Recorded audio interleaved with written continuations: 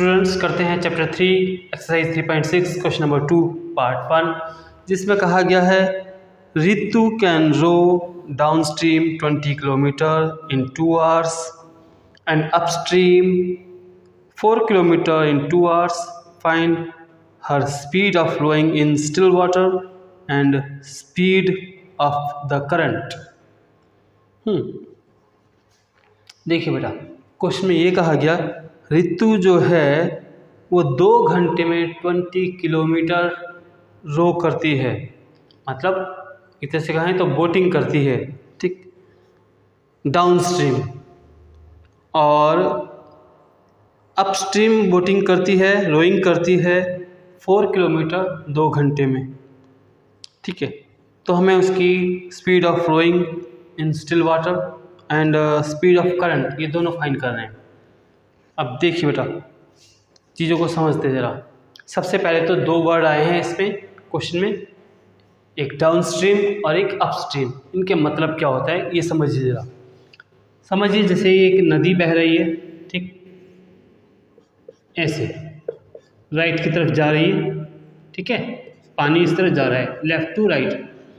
हम भी अपनी जो नाव है, जो बोट है, वो इसी डायरेक्शन में रो कर रहे हैं, बोटिंग कर रहे हैं हम, ठीक है, अपनी बोट की. तो मतलब जिस डायरेक्शन में पानी बह रहा है उसी डायरेक्शन में हम स्विम करें या रोइंग करें या बोटिंग करें तो वो कहलाती है down stream. Down stream swimming, down stream boating या डाउन स्ट्रीम रोइंग. ठीक है, अब अगर इसका उल्टा चले, मतलब कहने का कि अगर समझिए नदी में पानी ऐसे ही लेफ़्ट टू राइट मूव कर रहा है, ऐसे ही बह रहा है, और हम उल्टी डायरेक्शन में बोटिंग या स्विमिंग कर रहे हैं तो इसे ये कहलाएगी अपस्ट्रीम स्विमिंग और अपस्ट्रीम बोटिंग या अपस्ट्रीम रोइंग.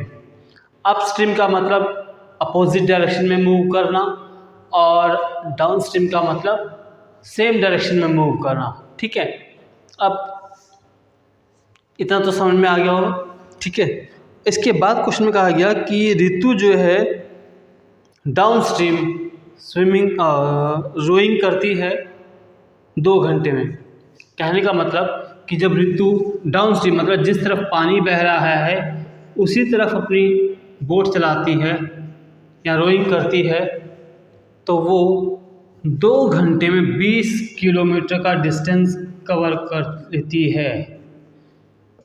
2 hours में 20 किलोमीटर का डिस्टेंस कवर कर लेती है. लेकिन जब वो अपस्ट्रीम रोइंग करती है तो वो सिर्फ 4 किलोमीटर ही रो कर पाती है 2 घंटे में. ठीक है, जब डाउन स्ट्रीम रोइंग करती है तो 2 घंटे में 20 किलोमीटर तक जाती है, और जब अपस्ट्रीम रो करती है तो 2 घंटे में 4 किलोमीटर ही जा पाती है. तो अब हमें 2 चीज़ें फाइंड करनी है. एक तो रितु की स्टिल वाटर में रो करने की स्पीड और दूसरी स्पीड ऑफ करंट. अब ये तीसरा वर्ड है स्पीड ऑफ करंट. 2 वर्ड थे अपस्ट्रीम डाउन स्ट्रीम, तीसरा वर्ड है करंट, स्पीड ऑफ करंट. अभी करंट क्या है और ये स्पीड ऑफ करंट क्या है? स्पीड ऑफ करंट है पानी के बहने की स्पीड. नदी में जिस स्पीड से पानी बह रहा है उस स्पीड को कहते हैं स्पीड ऑफ करंट. सपोज ये पानी 5 किलोमीटर पर आवर की स्पीड से बह रहा है तो इस केस में कहेंगे speed of current is 5 kilometre per our. ठीक है, अभी फ़िलहाल हमें नहीं पता कुछ भी तो हम हटा देते हैं इसे. तो हमें 2 चीज़ें फाइंड करनी है, speed of Ritu in still water और स्पीड ऑफ करंट. तो इन दोनों को हम एक्स और वाई लेट करते हैं. अभी इसको समझते हैं और क्वेश्चन को देखिए. ठीक है, फर्स्ट पार्ट है let speed of rowing speed of flowing in still water equals to x kilometre per hour, ये हमने ले लिया, ठीक है, x किलोमीटर पर आवर। और दूसरी चीज़ हम लेते हैं speed of current, speed of current लेते हैं y किलोमीटर पर आवर, ठीक है। ओके जी, अब जरा चीज़ों को समझिए बेटा, ठीक, मैं इसको रब करता हूँ यहाँ से, जरा चीज़ों को समझिए जो मैं समझा रहा हूँ, ठीक। देखिए, सपोज ये एक नदी है जिसमें पानी इस तरह से बह रहा है, इस डायरेक्शन में, ठीक है, और पानी के बहने की जो स्पीड है, मतलब कि स्पीड ऑफ करंट कितना लिया है हमने, y। तो ये समझिए कि ये जो स्पीड है ये है y किलोमीटर पर आवर, ठीक। और ऋतु की रो करने की स्पीड स्टिल वाटर में वो कितनी है, x किलोमीटर पर आवर। अब ये चौथा वर्ड है इसमें जो नया आ रहा है, speed of rowing in still water. अब यहाँ पर बात है स्टिल वाटर। स्टिल वाटर का मतलब कि जो ठहरा हुआ पानी है, कहने का मतलब कि जैसे स्विमिंग पूल है, अब स्विमिंग पूल में कोई किस स्पीड से स्विम करता है, वो उसकी स्पीड इन स्टिल वाटर कहलाएगी। एक तालाब में, एक पॉन्ड में एक आदमी, एक पर्सन किस स्पीड से स्विम कर रहा है, वो स्पीड उसकी speed of swimming in still water कहलाएगी। तो मतलब कि एक ठहरे हुए पानी में रो करने की स्पीड वो x मानी गई है और पानी के बहने की स्पीड y मानी गई है। अब एक बात समझिए, आप इस क्वेश्चन को भूल जाइए 2 मिनट के लिए और ये समझिए कि देखिए, जब हम नदी में स्विमिंग करते हैं, किस डायरेक्शन में, उस डायरेक्शन में जिस डायरेक्शन में पानी बह रहा है। समझिए, पानी लेफ़्ट टू राइट बह रहा है और हम भी इसी डायरेक्शन में स्विम कर रहे हैं, तो क्या हमारी स्पीड बढ़ नहीं जाएगी? बिल्कुल बढ़ जाएगी। क्यों बढ़ जाएगी?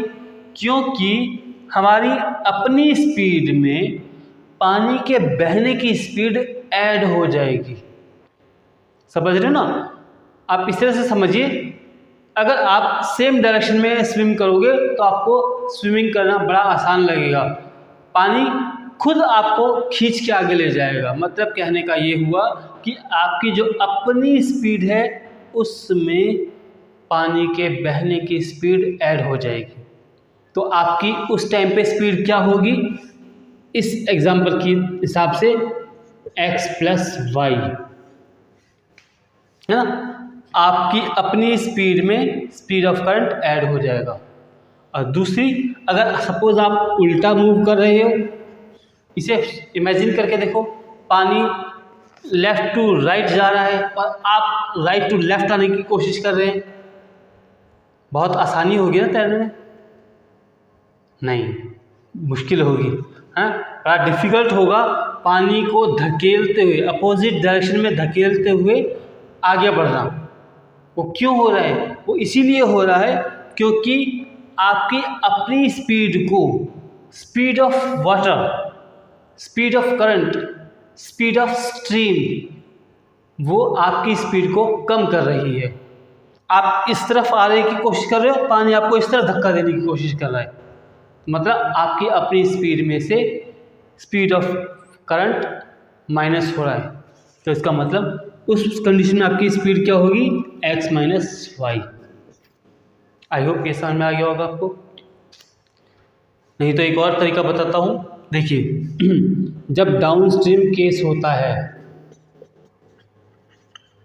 ठीक है, उस केस में क्या करेंगे कि स्टिल वाटर की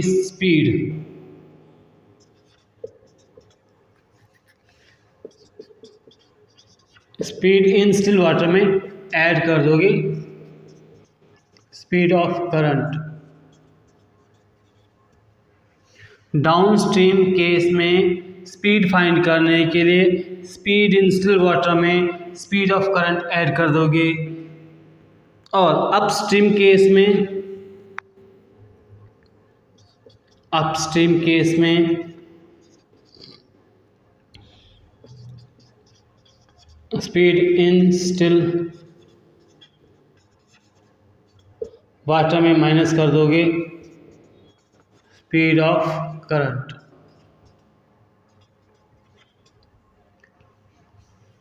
डाउनस्ट्रीम स्पीड में स्पीड ऑफ करंट ऐड होगी, अपस्ट्रीम केस में स्पीड ऑफ करंट सब्ट्रैक्ट होगी। आई होप आपको समझ में आ गया होगा अब अच्छे तरीके से। तो हम ये दोनों स्पीड यहाँ निकालने जा रहे हैं, तो यहाँ देखिए निकालते हैं स्पीड, यहाँ लिखते हैं डाउनस्ट्रीम स्पीड, यहाँ इसमें स्पीड इन डाउनस्ट्रीम, ठीक है। अब देखिए डाउनस्ट्रीम केस में क्या बताया, स्पीड इन स्टिल वाटर में स्पीड ऑफ करंट प्लस होगी। अब speed in still water x है, स्पीड ऑफ करंट y है, तो ये दोनों ऐड हो जाएंगी, तो x plus Y kilometre per hour आ जाएगा, ठीक है। इसी तरह स्पीड इन अपस्ट्रीम क्या हो जाएगा जी,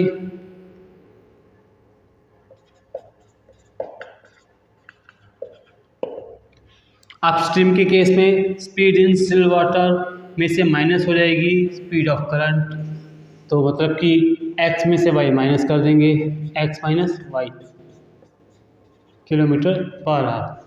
ये सब हमने जानकारियाँ जुटा ली और अब समझ लिया चीज़ों को। तो अब हम क्वेश्चन पे आते हैं। देखिए कहा गया है Ritu can row downstream 20 kilometre in 2 hours. यहाँ दो चीज़ दी है, 20 किलोमीटर जो कि डिस्टेंस है और 2 आवर्स जो कि टाइम है। अब हमें पता है डिस्टेंस का फार्मूला क्या होता है, डिस्टेंस का फार्मूला क्या होता है, स्पीड इनटू टाइम होता है ना। तो ये मैं यहाँ यूज़ करता हूँ कि speed into time equals to distance, होता ही नहीं होता। अब देखिए स्पीड कितनी है डाउनस्ट्रीम के केस में, पहले डाउनस्ट्रीम का केस लेते हैं x प्लस वाई, ठीक है, इनटू टाइम कितना था, देखिए क्वेश्चन में कहा गया है 20 किलोमीटर इन 2 आवर्स, तो मतलब 2 इक्वल्स टू डिस्टेंस कितना कवर होता है 40। तो ये अब इक्वेशन क्या बन गई, देखिए x plus y equals to 40/2, 2 से कट गया तो x plus y equals to 20, number 1 equation बन गई। अब दूसरा केस लेते हैं। दूसरे केस में कहा गया है 4 किलोमीटर का डिस्टेंस कवर होता है सिर्फ 2 आवर में। हाँ, तो अब देखिए फार्मूला फिर से यही लगेगा, speed into time equals to distance, ठीक है। तो अब स्पीड थी हमारी कितनी अपस्ट्रीम के केस में x minus Y into time 4, time 2 hour ही है, डिस्टेंस कितना था 4 किलोमीटर। अब देखिए 2 1 2, 2 2 4, तो x minus y equals to 2, ये सेकेंड इक्वेशन हो गई। अब फर्स्ट इक्वेशन और सेकेंड इक्वेशन को सॉल्व करके हम अपनी आंसर फाइंड कर लेंगे। तो हम करते हैं जरा,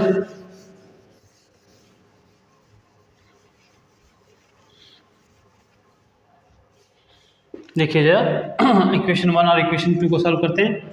x plus y equals to 20 not 2 20 और x minus y equals to 2, plus minus cancel, ठीक, 2x equals to 22, x equals to 22/2 मतलब 11, तो x आ गया 11, ठीक है। अब y की वैल्यू निकालने के लिए क्या करते हैं, इस x को इक्वेशन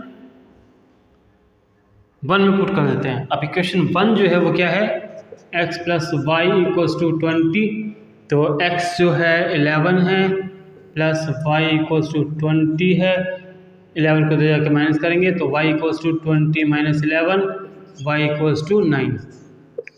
अब देखिए एक्स क्या था, एक्स था स्पीड इन स्टिल वाटर, तो ये आई है हमारे पास स्पीड इन स्टिल वाटर, यहाँ लिखते हैं स्पीड इन स्टिल वाटर कितना आया 11, इसे लिखेंगे आंसर कैसे 11 किलोमीटर पर आवर, इस तरह से लिखना आंसर। और speed of current, speed of current इसे वाई लेट किया था और वाई कितना है 9, मतलब 9 किलोमीटर पर आवर। तो इस तरह से हमारा ये आंसर कंप्लीट होता है।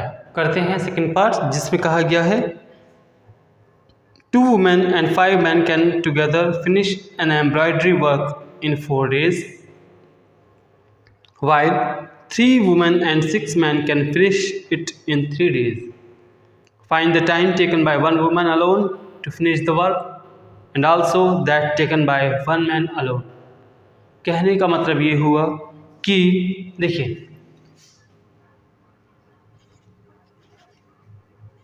2 women plus 5 men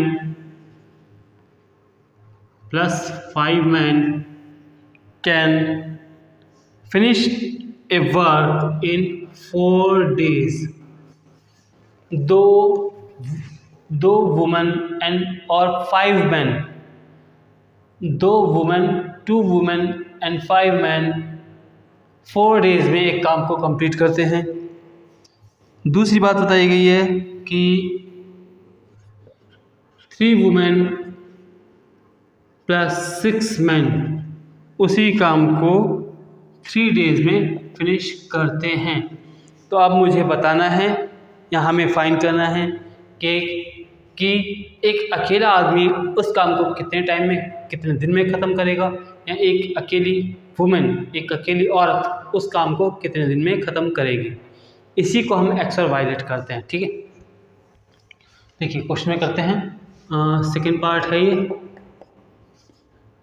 late the time taken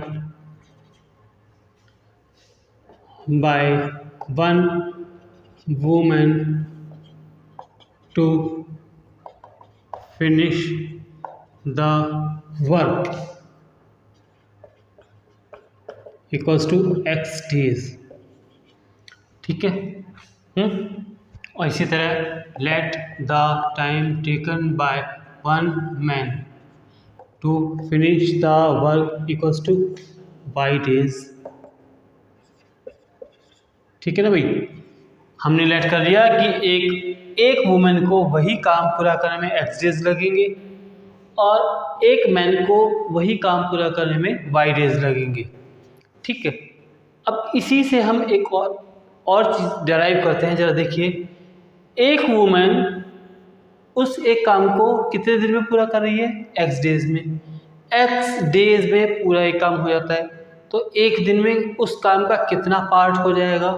देखिए कैसे लिख रहे हैं, वर्क, देखिए ध्यान से देखिए, work done by one women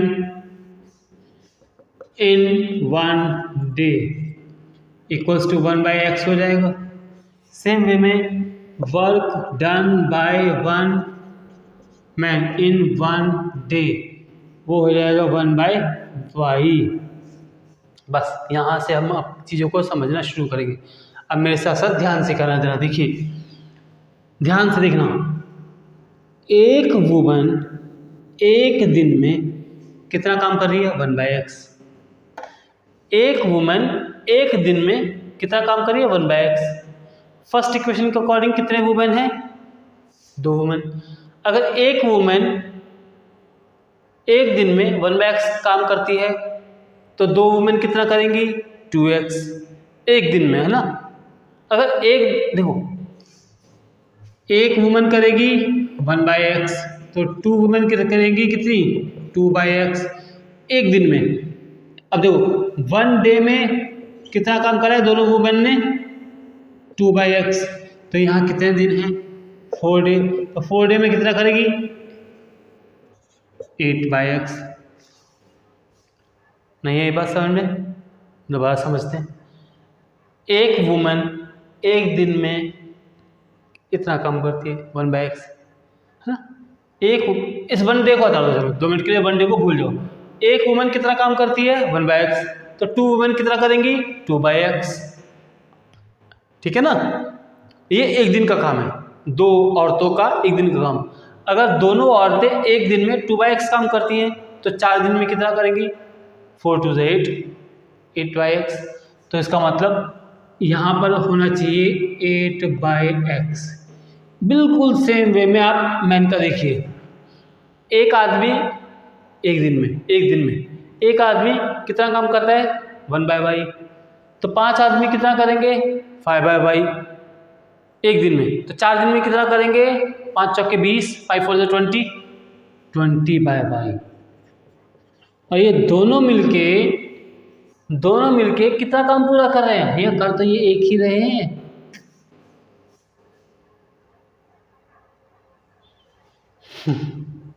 नहीं आया समझ में भी। चलिए दोबारा एक बार देखते हैं।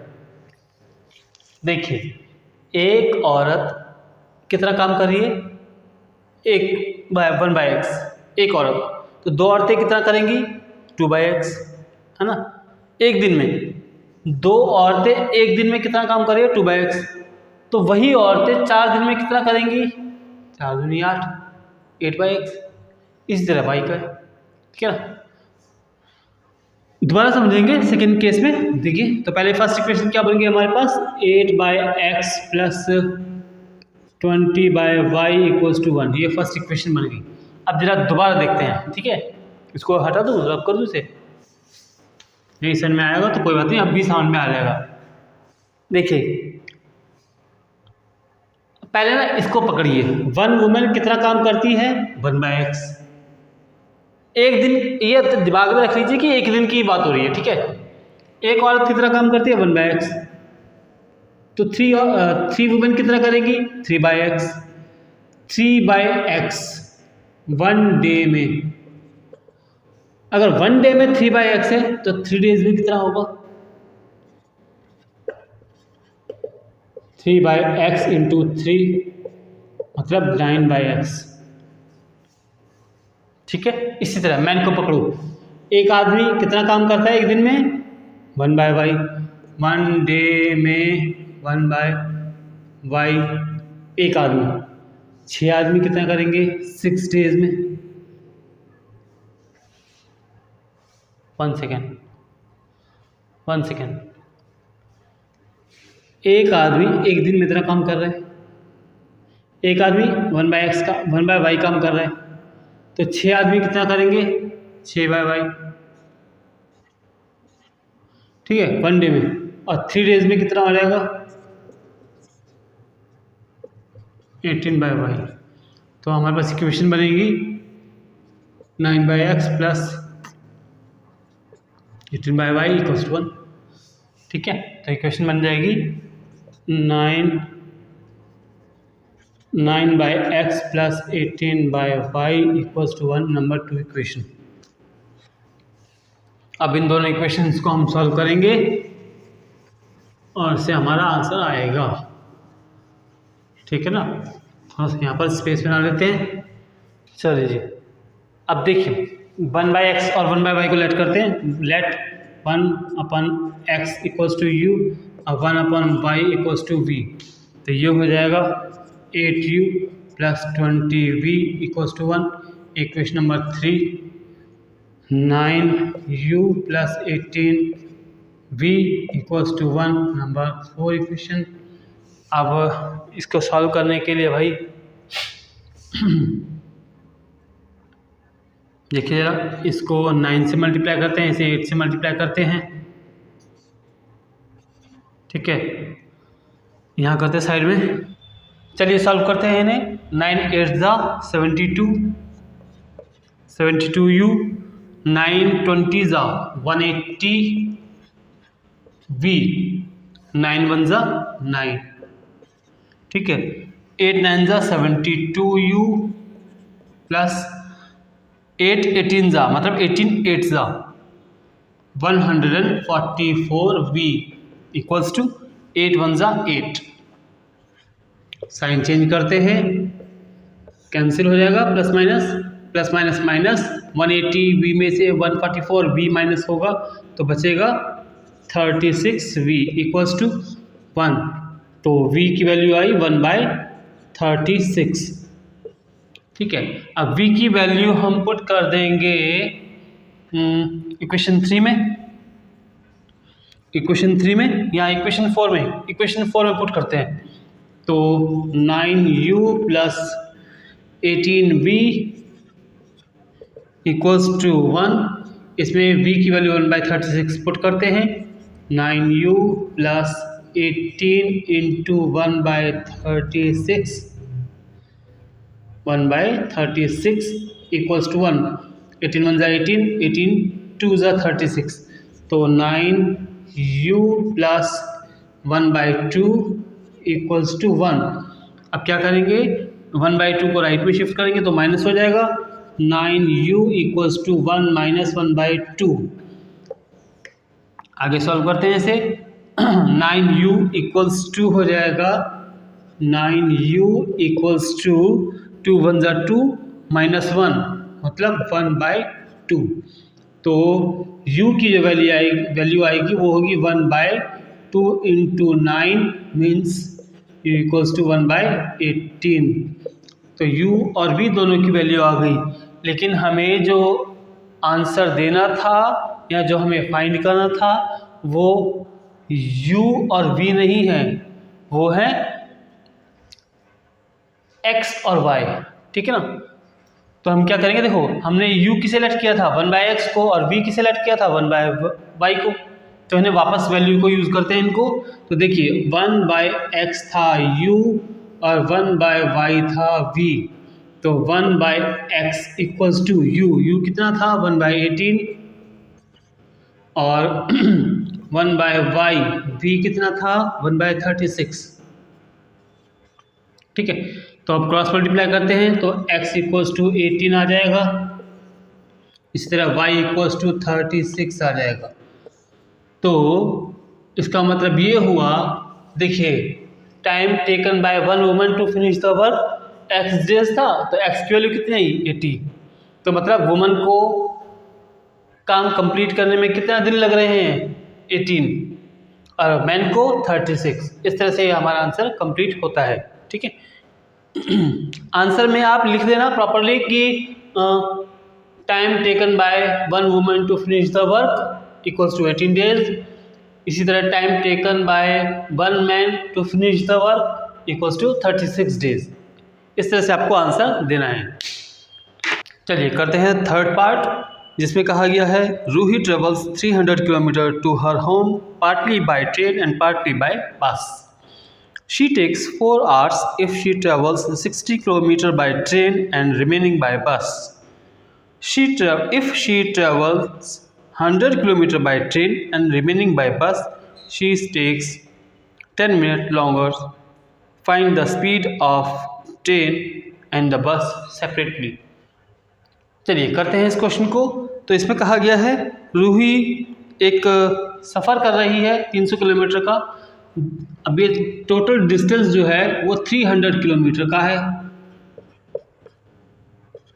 ठीक है, इस डिस्टेंस को वो पार्टली ट्रेन से कवर करती है और पार्टली बस से, मतलब कि टोटल 300 किलोमीटर का कुछ हिस्सा वो बस से कवर करती है और कुछ हिस्सा वो ट्रेन से कवर करती है। तो क्वेश्चन में कहा गया अगर वो 60 किलोमीटर ट्रेन से चलती है, मतलब 60 किलोमीटर बाय ट्रेन, ठीक है, जाती है और रिमेनिंग हिस्सा बस से करती है। अब देखो 300 में से 60 किलोमीटर ट्रेन से, तो बाकी कितना बचा 240 किलोमीटर, और वो कैसे जा रही है बस से। ठीक है, तो इस तरह से जब ट्रैवल करती है तो उसे टाइम लगता है 4 आवर्स। ठीक है, इसके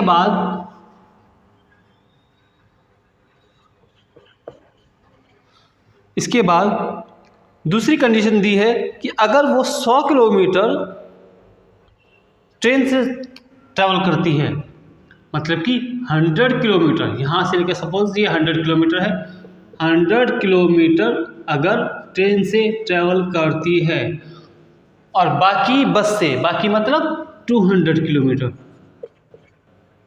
200 किलोमीटर, तो उसे 10 मिनट ज़्यादा लग रहे हैं। 10 मिनट का मतलब क्या, इसका मतलब ये हो गया कि ये तो टोटल टाइम लग रहा है, ये लग रहा है कितना, 4 आवर्स 10 मिनट्स, ठीक है, इतना टाइम लग रहा है। अब मुझे ये बताना है कि स्पीड ऑफ बस एंड स्पीड ऑफ ट्रेन, ये बस था ना, ये बस था, एक सेकंड ठीक करते जरा से, ये दो, अरे ये बस से ट्रेवल किया, तो हमें ये बताना कि ट्रेन की स्पीड कितनी है और बस की कितनी है। तो हम इन्हीं को एक्स और वाई लेट कर लेते हैं। चलिए शुरू करते हैं। Part 3, late the speed of बस इक्वल्स टू, ट्रेन ले लेते हैं पहले, है ना, वहाँ पर ट्रेन पहले है ना, तो ट्रेन पहले ले लेते हैं,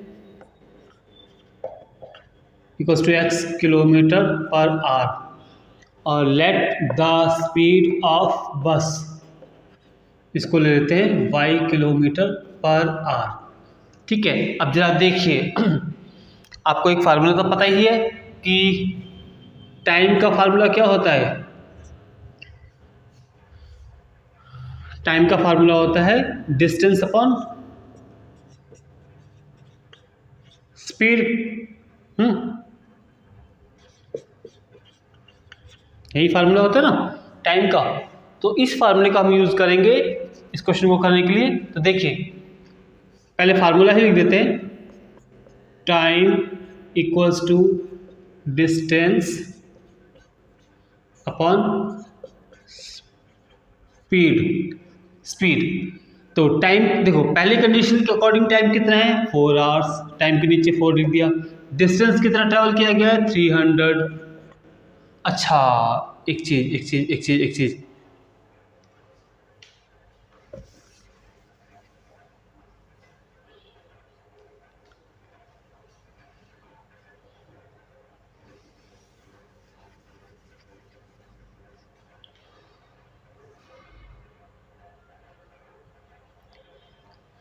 तो टाइम का फार्मूला क्या होता है डिस्टेंस अपॉन स्पीड। तो इस फार्मूले का हम यूज करेंगे इस क्वेश्चन को करने के लिए। तो देखिए, 60 किलोमीटर का डिस्टेंस कवर किया गया है ट्रेन से, और ट्रेन की स्पीड कितनी थी x। तो मेरी बात को जरा ध्यान से सुनिए, ये 60 किलोमीटर का जो डिस्टेंस है ये ट्रेन से कवर किया गया, ट्रेवल किया गया, और ट्रेन की स्पीड कितनी है x किलोमीटर पर आवर। तो ये 60 किलोमीटर का डिस्टेंस ट्रेवल करने में कितना टाइम लगा होगा। तो इसके लिए देखिए फार्मूला भी ज़्यादा यूज करेंगे, डिस्टेंस अपॉन स्पीड करके। तो डिस्टेंस है 60 किलोमीटर का और स्पीड कितनी है ट्रेन की x। तो ये 60 किलोमीटर का टाइम का ट्रेवल करने के लिए तो टाइम लगा होगा 60 अपॉन x, और साथ साथ ये 240 किलोमीटर का डिस्टेंस ट्रैवल करने में बस को कितना टाइम लगा होगा। बस से जो डिस्टेंस ट्रैवल किया गया है उसका डिस्टेंस और अपॉन में बस की स्पीड y, और ये दोनों टाइम मिलके टोटल कितना टाइम लगा था 4 आवर्स। ये हमारी फर्स्ट इक्वेशन बनेगी। दोबारा समझिए, देखिए यहाँ पर हमें जो टाइम गिवन है वो दोनों का टोटल टाइम गिवन है, बस से ट्रैवलिंग करने में और ट्रेन से ट्रैवलिंग करने में, दोनों में टोटल जो टाइम लगा वो गिवन है। लेकिन हमें ये नहीं पता कि ट्रेन से जो डिस्टेंस ट्रैवल किया उसमें कितना टाइम लगा और बस से जो डिस्टेंस ट्रैवल किया उससे कितना लगा टाइम। तो हमने वही अलग अलग कर दिया है। बस ट्रेन से 60 किलोमीटर ट्रैवल किया था तो उसका टाइम निकालने के लिए डिस्टेंस अपॉन स्पीड का फार्मूला यूज़ करा 60 अपॉन x।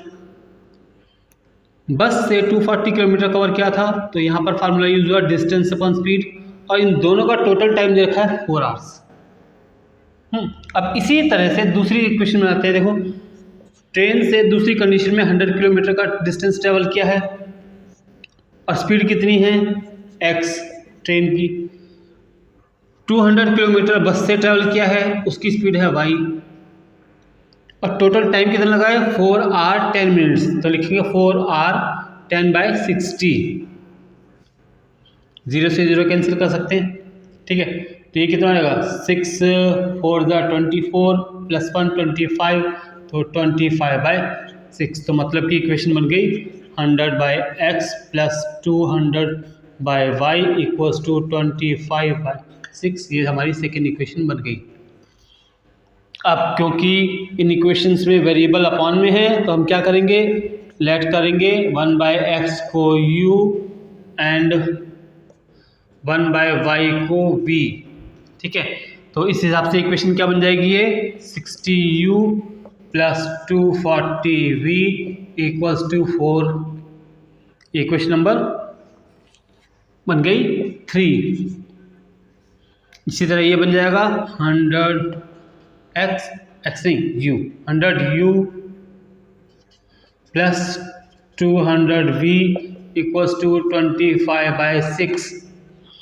पूरी इक्वेशन को मैं 25 से डिवाइड कर रहा हूँ। यहाँ पर देखिए 25 से डिवाइड करूँगा तो क्या हो जाएगा, ये 4u plus 8v equals to 1/6।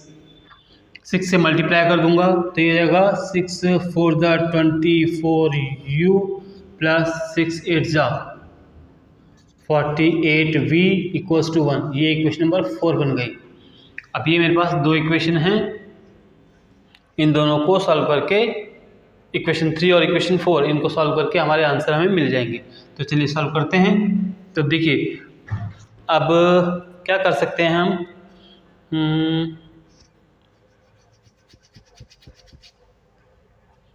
दोनों इक्वेशन काफ़ी बड़ी बड़ी बनी हैं, तो चलिए करते हैं। क्या करें,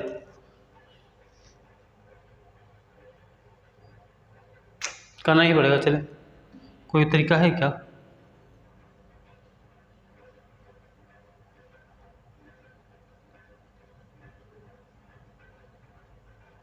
देखिए क्या करता हूं मैं, ये जो इक्वेशन 3 है इसको तो मैं मल्टीप्लाई कर रहा हूँ 2 से,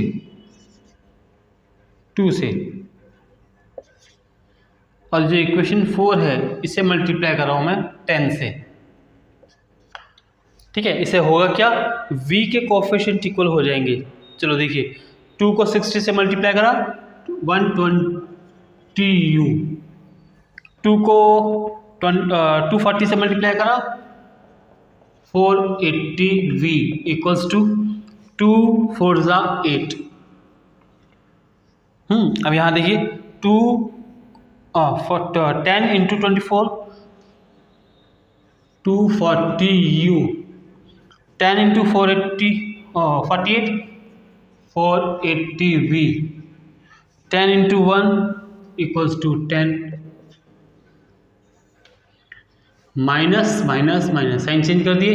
अब देखिए प्लस माइनस माइनस से कैंसिल हो जाएगा, प्लस माइनस माइनस तो ये -120u आ गया इक्वल्स टू -2 आ गया, माइनस से माइनस कैंसिल हो गया, 2 1 जा 2, 2 60 जा, तो 60u इक्वल्स टू 1 आया, तो u इक्वल्स टू 1/60 आया, ठीक है। ये हमारे को u की वैल्यू मिल गई।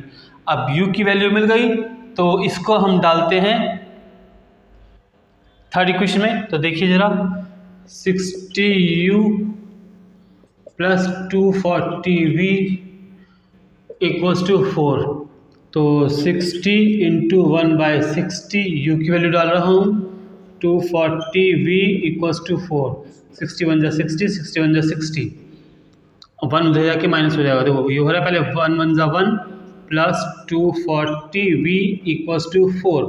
अब इस 1 को राइट में ले आके माइनस कर देंगे तो 240v इक्वल्स टू 3 आ जाएगा, 3 1 जा 3, 3 8 जा 24, तो ये आ गया 80v इक्वल्स टू 1, तो v इक्वल्स टू 1/80 तो v की वैल्यू ये मिल गई 1/80। लेकिन हमें x और y की वैल्यू निकालनी है, तो 1/x को हमने लेट करा था u और 1/y को हमने लेट करा था v। अब 1/x u की वैल्यू कितनी आई थी 1/60, तो 1/x equals to 1/60, 1/y equals to v की वैल्यू 1/80। अब देखो x 1 को x से मल्टीप्लाई करेंगे तो x, 1 को 60 से मल्टीप्लाई कर तो 60, x की वैल्यू 60 आई, y की वैल्यू इसी तरह 80 आ गई। तो इसका मतलब स्पीड ऑफ ट्रेन जो कि x थी, आंसर क्या हो जाएगा हमारा, स्पीड ऑफ ट्रेन x की वैल्यू जो थी 60 किलोमीटर पर आवर और स्पीड ऑफ बस वो कितनी होगी 80 किलोमीटर पर आवर। ठीक है, तो ये हमारा क्वेश्चन इस तरह से कंप्लीट होता है।